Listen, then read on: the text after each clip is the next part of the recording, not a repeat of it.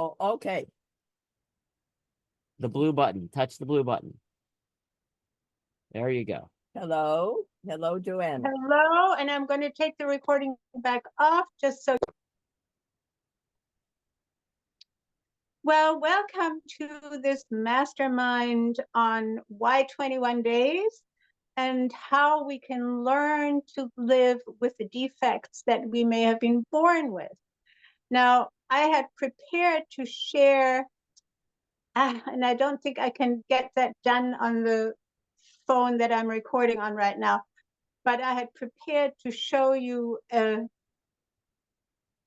student that a colleague of mine accepted into her class who was born without arms and legs and became this fantastic speaker and author. And yeah, so as an example to show you that, of course, we can always make the most of what we have and not let physical hindrances stop us from following our purpose or finding our purpose with those limitations that may be imposed because of physical limitations.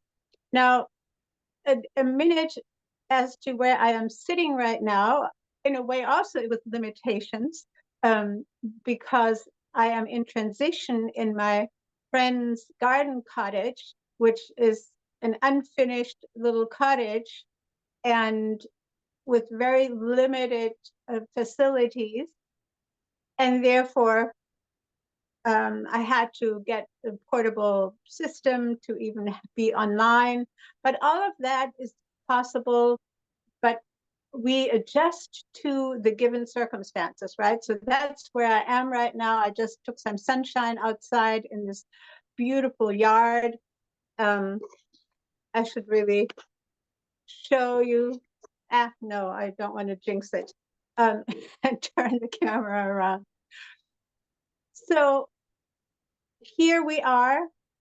I'm in transition to getting my next house that I bought, renovated and finished, and hopefully in a few weeks I will be in that house and everything will be much more settled. But maybe this is a good moment to talk about living with the limitations that are imposed upon us and that we can't change, and still living to that high level of purpose and joyfulness, and yeah, enjoying all these different challenges that come with limitations as well. So 21 days is also a course that I give. And in these 21 days, there's been a lot of talk and then there's been rebuttal about it doesn't really work in 21 days. That 21 days is the average period that it takes to change habits, that it takes to settle into new behavior and be comfortable with it. Of course, I feel very often I adjust much faster, but other people will also say, no, it takes much longer to adjust to a new lifestyle or create a new routine and really make it settle in so that it works all the time, more or less. That's why the 21 days goes along with this realization that we all have limitations and that nevertheless we can be enormously productive and meaningfully contribute to the world and our community, never mind what kind of limitations we have. So even though I cannot show you the clip, the YouTube clip that I wanted to show you, maybe I'll edit it in later, I want to quickly talk about Yanis McDavis. Yanis McDavis was admitted into my colleague's first grade, or I think second grade, she took the class over in second grade class, even though other teachers had advised her against it. And this was at the time when I was completing my degree in Waldorf education.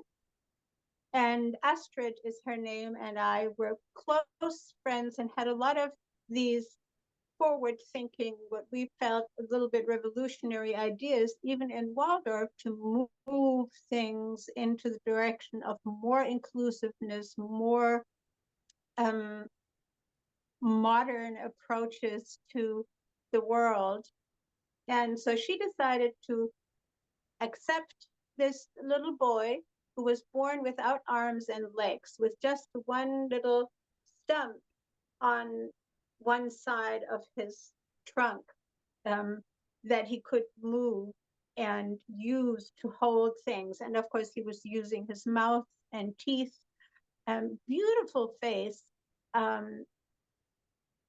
to write and do as much as he could possibly do with those limitations. And he taught himself to hop, walk on his stumps.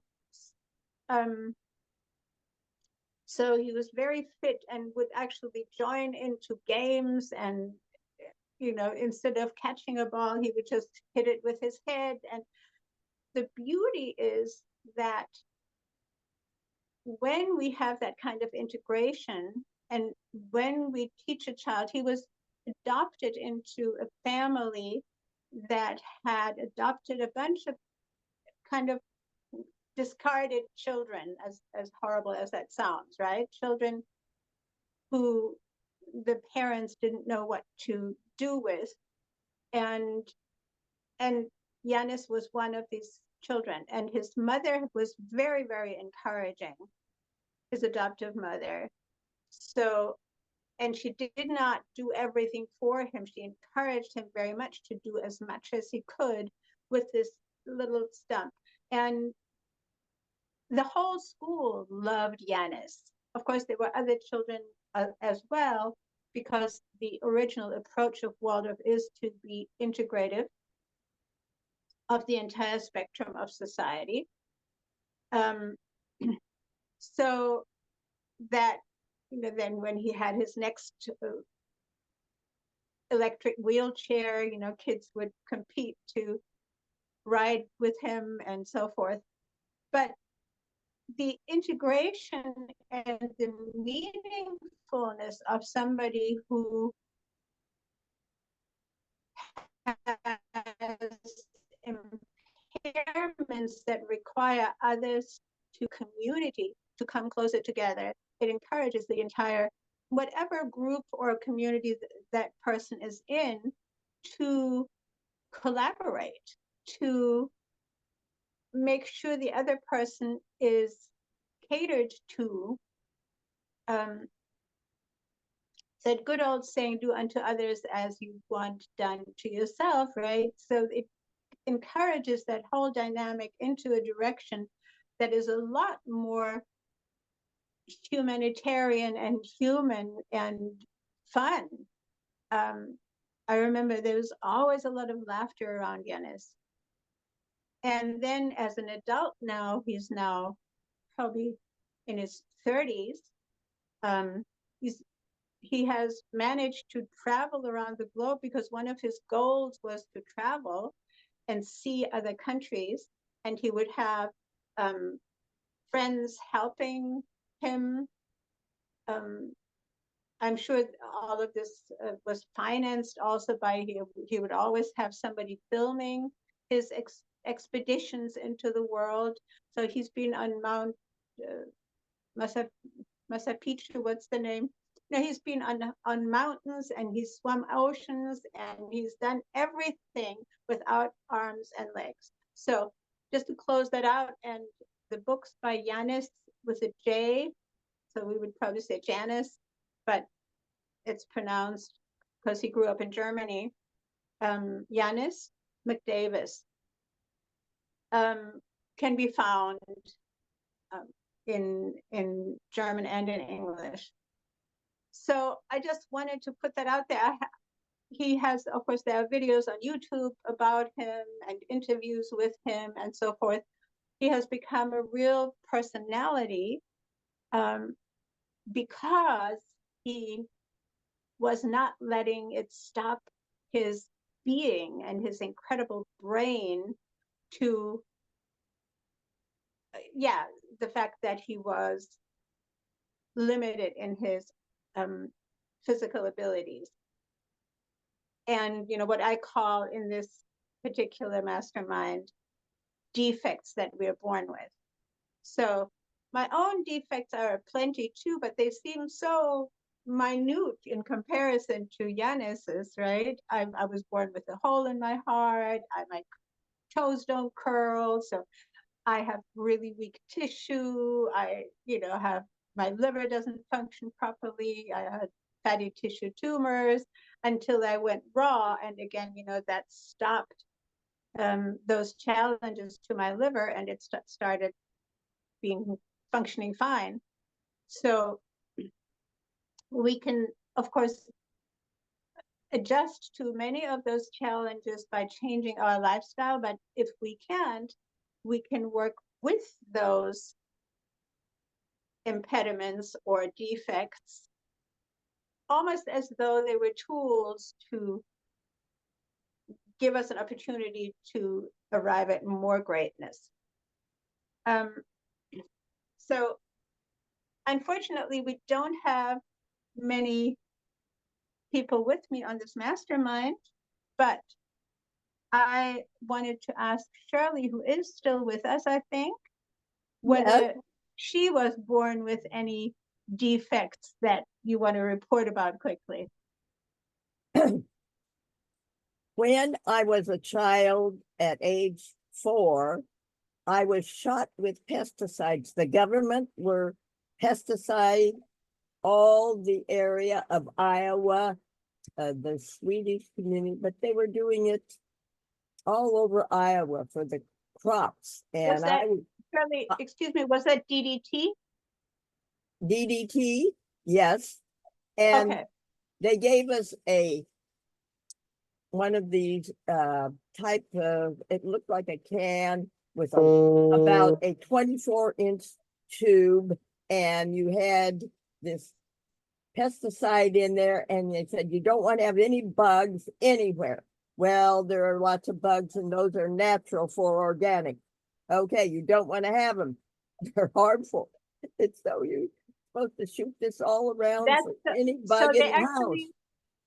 They gave each child one of those cans, or no, each family? But because I acted like an adult at age 4, I was the oldest, and I took care of my brother and sister, and I made all the food. My grandmother just was so patient with me at age 4, so I was doing food. I even cut up stood at the coal stove at age 4 and defeathered the chicken and cut it up into parts. I stood there for 2 hours and doing that, and I thought to myself, oh, I want to become a surgeon or a doctor because I am calm under this.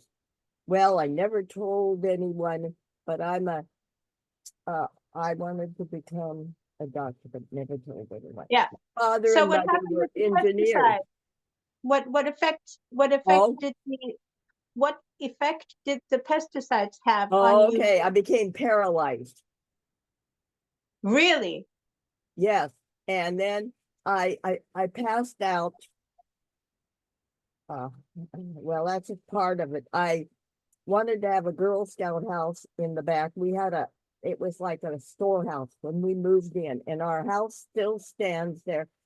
The Girl Scout house that I created out there, no longer there. And I spoke to the person that bought our house just recently, and it's still there. So what happened? What happened? Did you I ended up in the hospital. Well, I ended up passing out and taken to the hospital in the next town. There was no doctor in our town.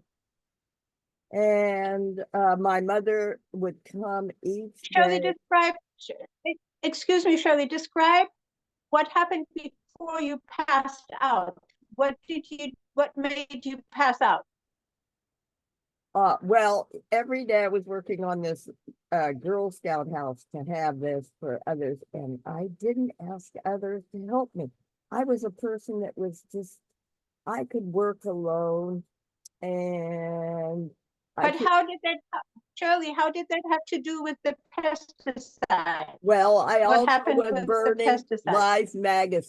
Life magazines out of this storehouse. We never had Life magazines, but this was when we bought the house and had the storehouse. So I was burning these every single day for 1 year. Plus, I got pesticides, and then I kept saying, I have to finish this Girl Scout house. I have to finish it. I just kept working, and my mother was working on secret thing for the World War II, and my father went off to work on the Alaskan highway. And so I just was a person that and took care of my Shirley, all we want to know is why you passed out. What happened? Don't well, I tell got us the all the smoke other story. inhalation and I was getting the pesticides. So both. And I passed out finally after working on this 1 year. And then I lay in the hospital, and doctor, I was given antibiotics, penicillin, that it first came out then, and said, you will never walk again, if you could imagine. And what did the doctor think what happened? Why you should never walk again? Well, maybe, at that time I didn't know what even penicillin exactly did, antibiotic. Uh, so I was taking so much of that, I became allergic to antibiotic. And then they did practice me to get out of bed. And finally, after several weeks, they said, well, you can go home and you won't be going to school. Oh, what a, because I loved school. I was a perfectionist. Yes. So how did you get back on your feet? Well, my mother took me and just laid me on a cot, helped me outside to lay on the cot. I lay on the cot there every day. That was from May until September. And I said, I want to, every day I looked over this tree that I said, I don't remember what kind of tree that was. And I would see the caterpillar crawling. Shirley, how did you get back on your feet? Okay, I kept saying to my mother, I want to walk and I want to get this. Well, no physical therapy, no. And he says, I said, Mother, can you please help me? I had no walk or anything. I don't know if they even gave such things then. And he says, okay, I will help. So when school was going to start, he says, I will help you. And my brother a little bit to help me try to walk. I can't hear you very well. Oh, say that again. to help me brother? try to walk to school. My brother and my mother, but mainly my mother. Yeah. My mother used to lift me to the bathroom toilet to go during Yes. the day. And then at school, she placed the cot and I was to rest on the cot and then just get up, no recess for me, just lay on the cot. And the kids did not make fun of me. They're all sweeties. They did not, but they didn't. Wonderful. They didn't help, really, just didn't make fun of me. And then I got up to try to sit up and read. And I used to be a beautiful reader. Oh, gosh, I was out of breath to read. And so then I became. Shirley, is there by any chance, did somebody call this polio at the time? Well, it could have been too, because my brother, the other thing the government gave us was like 25 pounds of sugar. You can't eat oatmeal any longer. That was about the same time during the war. No oatmeal. You have to eat Wheaties and these boxed cereals, which had sugar, and you get your toy. Yeah. Who cares about the toy? Because I had no toys. And yeah. So for me to make this meaningful for this particular mastermind, I would like to wrap this as such. So there is quite a bit of evidence that what we call polio may have been caused by DDT exposure. And So, sugar. okay, and white bread, white everything, Yes. a lack Oh, of yes. B vitamins. A lack Yes. of B vitamins because, of course, they are in oats, for example, and when you take the skin off of grains, you're depriving, whether it's rice or wheat or oats for that matter, you're depriving the body of the B vitamins. So Right. just to wrap this up, so this might be a good example of how you were injured by the chemical world, and this was causing paralysis and yeah, and of course paralysis can go into the lungs as well. That's why you're out of breath all the time when you try to sit up, right, or walk. So that makes a lot of sense. But today you're how old, Shirley? How old? Well, everybody, until just a few years ago, old? they thought I was 16. They thought I was 16 because I do all the wheatgrass and raw greens. And, well, I aged like overnight, taking care of my husband round the clock, aged. Well, I was 16 before, you are and here. now You are people guess me like 65, but I'm really 88. Congratulations. That's what I want to hear. Shirley is 88 and functioning and has gone through these phases of raw food, and we've had several conversations, and I'm so happy to hear that you too were able to overcome those physical impediments. In your case, you weren't born with those impediments, but they were caused by toxicity coming in from the outside, right? And Correct. I have fallen. Another thing, I have fallen, let's see, over 2 years ago because of my eyesight. I have wet macular degeneration. I cannot see in the light and the dark. And I fell 2 different times and I couldn't then walk. I had to go on a walker. And I overcame this because I said, wonderful. I will overcome. I am, the body can regenerate itself and overcome these physical disabilities. Yeah. So today, the focus is, however, on defects we are born with that we cannot change. For example, we're born with nasal cavities that are too narrow, and you know, my sister had that, and you know, they have to be then surgically broadened, or you have to live with those. I have another friend who just always talks like he has a cold, but that's because his nostrils are too narrow and he was born like that. So there are these kinds of defects that we cannot change with the best lifestyle or anything, but that can challenge us to perform in spite of or with those impediments that do not really mean that we have to stop our contribution to the world. So, or sometimes we can even be challenged to do more for others because we understand what it is like to have these impediments, to have these limitations. So Correct. To go a little bit more into the why 21 days, into many life-changing courses, also the one at Hippocrates Health Institute, now Hippocrates Wellness in Florida. They have a life transformation course that is 3 weeks. Of course, other people have 4 weeks, 6 weeks. I also have a 12-month program, which helps you set up lifestyle and possibly a business.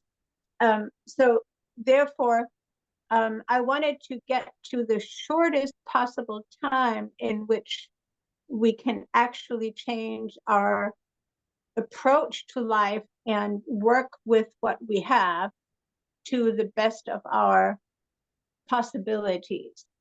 And we catch ourselves, of course, again and again, slacking off and making these excuses. Well, my heart, oh, well, I can't because, and instead of embracing that which we do have, the talents that we have, and kind of dragging the impediments along with us, and therefore making great contributions to the world. And I'm always being so grand to the world. It can just be to one other person, like Shirley is saying, she looked after her husband for so long, and that intensity of putting out energy to help another person survive longer is very important as well, because it doesn't always have to be hundreds or thousands of people that are impacted by our actions. It can be one person, it can be a family, it can be, it can be a group of animals in an animal sanctuary. It can be so many different things. So that's what I wanted to emphasize, that in 21 days, changing our routines can become habit. And changing our routines means including things like deep breathing, like looking in the mirror and saying, I love you. I have another little ritual that I do where I say, I love you, my planet. I love you, my sunshine. I love you, all of humanity. And I love you, my body. So while that to some people may seem silly, it is actually, when we're consciously doing it, it is, I suppose, similar, but in my eyes, better than prayer, where we're praying for somebody else to give us something. But we're saying, I can love and I can give, and therefore I can contribute without having to beg for somebody else to give something to me. If I have that attitude, it actually attracts others to also have that attitude with me. Again, giving my little example here, having to move out of the house that I was renting because it was going to get renovated and sold, and suddenly finding myself in the situation where I had to buy another house, and this time I wanted to buy and not rent. And succeeding in doing that with the help of so many people, and having this transition, and several of my friends offering, well, you can stay with me, you can stay with me, you can stay with me. And I opted for this garden cottage among meadows and apple trees that are not pesticide treated, so that I can have others giving to me when I'm in the mode of giving to others. That's, I think, the future, where we move away from competition and toward contribution, and understanding that the entire world could be so much more beautiful and non-warring and non-poverty creating if we allowed ourselves to have that attitude. So it's the breathing, it's the rest, it's the self-love, and it's the giving, and it's the exercise, the challenging our body to do things that are a little hard,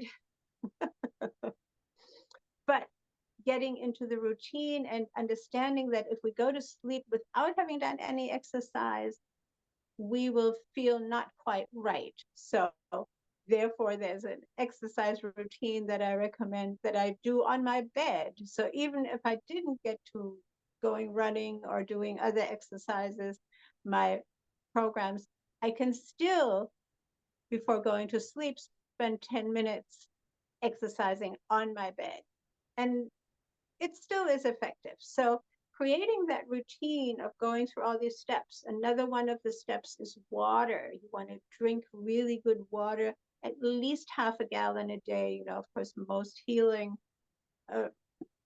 programs include a gallon a day, which for some people is too much. But yeah, between half a gallon and a gallon is a good amount of fresh, good spring water, or optimally filtered waters. So that's also part of it. Oxygen. And another item that I have in my 21 days program is to tell somebody you love them. And luckily, in today's world, we can tell our friends we love them. We can tell sometimes strangers we love them, right? And it again creates something in ourselves that is physically, by the way, provable. Endorphins get created when we tell somebody I love you. It's a really beautiful thing, you know, that there is a physical mirror of what we mentally, emotionally put out into the world, or feel, experience, think even. Everything has a physical reaction both ways, right? We can also have a physical well-being that translates into the emotional happiness and vice versa. So that's all part of the 21 days, and 21 days on the best possible nutrition. Of course, therefore is also 21 days on raw, organic, raw plant foods. And yes, some people will say, well, I can throw in a raw egg, couldn't I? Or I can throw in a raw slice of meat. And yeah, I had a client like that recently, who felt that she absolutely had to have raw meat. But because she couldn't not have, it kicked everything else out of whack. So allowing ourselves to start a new chapter requires, of course, a certain amount of commitment to ourselves and to that which we decide to do.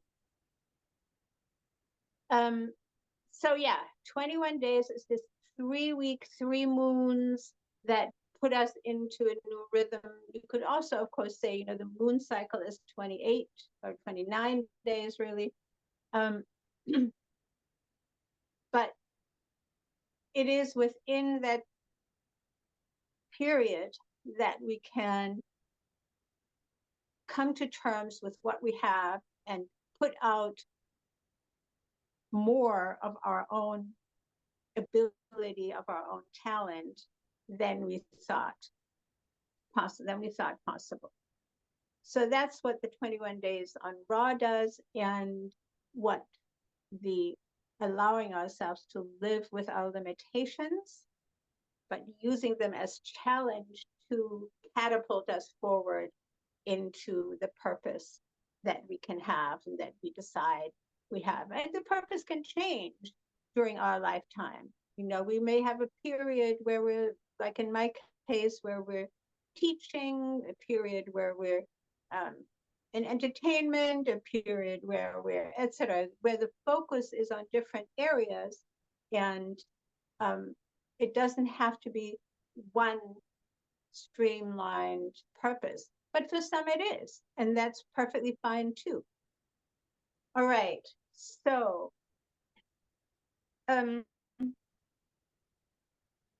what is your contribution to the world? How would you like to enhance that contribution? And if so, what are you willing to commit to give you the extra push into that purpose? If that is something that you want to learn more about, communicate with me about the 21 Days on Raw program. It is short, And then, of course, you can transition into the longer program, or you can just have follow-ups. But it allows us to, in a small group, push ourselves into this next level. And the older we get, yeah, just wanted to add that too. The older we get, of course, the more we think, okay, that's enough already. Sometimes we think we just don't have as much energy as we had 20, 30 years ago. And we have all these limitations.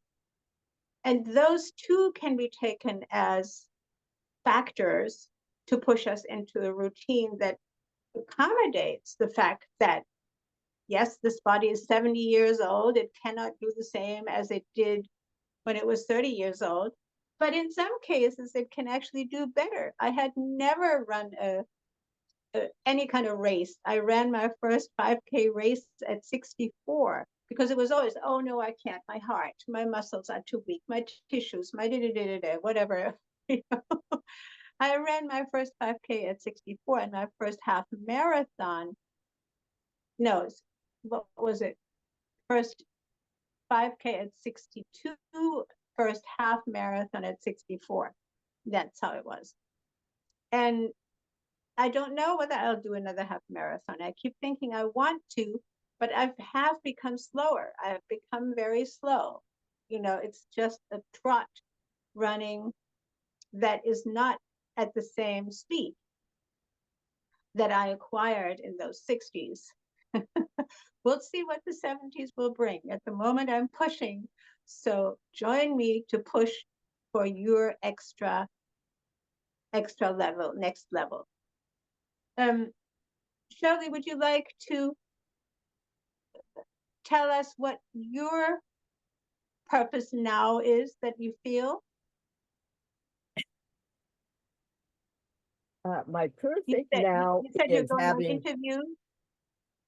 perfect now is to first thing I have usually is the wheatgrass juice. Then I have dandelion and some greens that I don't take kale as such. I take parsley and cilantro. Mhm.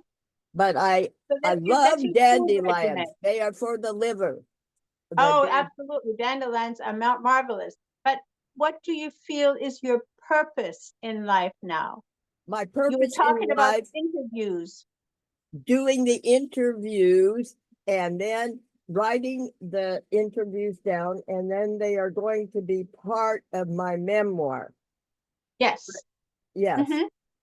And So I being knew nothing about writing a memoir. I haven't really researched that, but it's to be accountable to write something down after the interviews about the person. We get invited to do the Polish, the Swedish, church activities. Oh gosh, it's just it's so many interviews. That is challenging. And then to get it written down. So this, yes, but that's so and then if the I next may is share, to encourage people to eat, to do just part.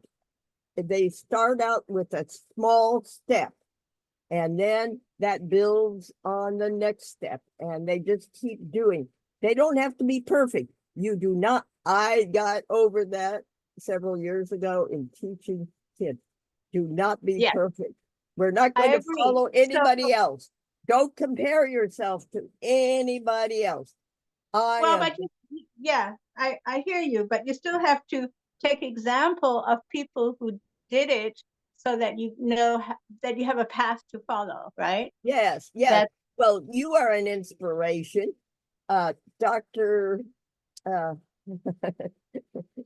oh, Hippocrates was an yes, inspiration. Dr. I Clement, did Dr. Brian 14, Clement. I did 14 years of workshops here. I did 3-day workshops with Dr. Clement for 14 years, 3-day workshops. And then he would go Yes, back to Florida. And then I taught, I'll tell you, I taught at the Jewish Community Center last. I was teaching in the garden about organic, and they closed down on COVID, and I haven't been back since, but I worked 10 years there. Then I taught kids before that, every grade level. And so I still will do that. I'll do certain, just Yeah. get kids So involved. that's what I wanted to hear, Shirley. It's wonderful that at 88, you now can tell a story of a lifetime, how you made your health last, right? You made your health last, and you showed so many others how to do that. And that's what I wanted to hear. So the purpose never ends if we allow it to continue, right? Yes, if you don't have something many to, a people challenge in your think that life, they can't do anything. purpose, you have nothing to live for. You have to take on big challenges. And this makes you feel really energetic. I'm going to do this, and I'm going to do my little steps each day. So I go outside, and because of my eyesight, I had challenge, but I get up 24 times out of the chair because most adults are sitting here and they go on their computer and they get hunchback and they can't get out of their Yes. chair. So I go outside Yes. on Beautiful. cherries Yes. right now, slowly have one cherry and get up out of the chair and up and down as straight as possible. And I stand in like Superwoman. Superwoman, I stand. Yes. There you go. Yeah. Beautiful. That's what I wanted to hear. So that's purpose right there. By the way, I call those little get up from the chair exercises get ups. You know, today we're going to do 50 get ups. Yes, yes. And then Yes. you get the breathing, and then you feel energetic, and oh, the breathing. But I did have, Yes. So I'm so glad that you're on this mastermind. And even though I lost all those people because the sound wouldn't work on my other device. But we have recorded this now, and we're going to close it out right here. And I'm really happy that we got to experience an example of somebody who is a bunch older than I am and is still on purpose doing interviews and teaching and showing others how you can live meaningfully and strong with the limitations you've had and that you may have overcome, into a ripe age, into a beautiful, wonderful 88-year-long life. And beyond, Shirley is going to hit the 3 figures. I'm pretty sure about that. Now, I did do monthly seminars with other doctors, and I always prepared the food. Well, this all stopped during COVID, and I haven't, and I did paid workshops too. Paid workshops. Of course. Where I taught raw food, but I haven't done that now. Yes. Yes. All right. One of these days I'm coming over there. You're still in California, right? I'm in, yes, I'm 1 block from the water. We go, or 2 blocks, we walk down, see the ducks and the sun up there and the clouds and the beautiful flowers on the way, smell nature, and see these ducks go eat grass up on the little bit of grass there's on the beach there. And they are nibbling. They come like 12 in a pack, and they nibble their green grass. Then they groom themselves. Yes, they do that. All right. Shirley, thank you so much for being here. Everybody, check out 21 Days on Raw. I don't know whether it's on my website, Johanna's Raw Foods, but I'm easy to find.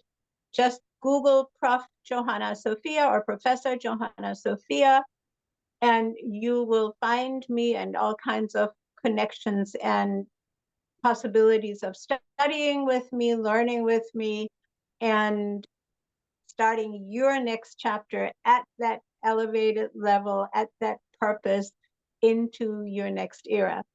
And that's it for today. Bye-bye. Thank you.